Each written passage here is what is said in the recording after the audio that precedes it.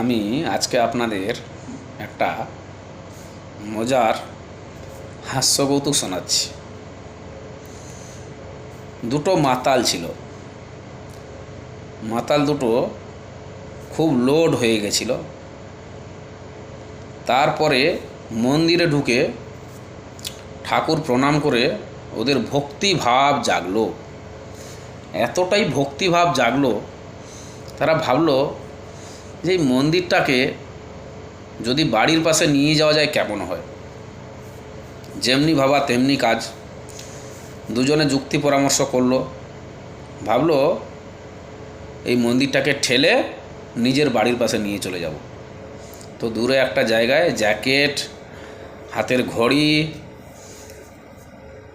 চশমা আরও অন্যান্য ব্যাগ ট্যাগ যা ছিল সব এক জায়গায় রাখলো। রেখে দুজনে মিলে মন্দিরটা ঠেলতে শুরু করলো। পিছন থেকে একটা চোর দেখলো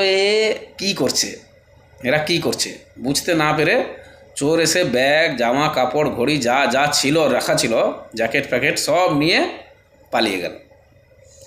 এরা কিছুক্ষণ ঠেলে হাঁপিয়ে উঠে পিছন ঘুরে দেখলো।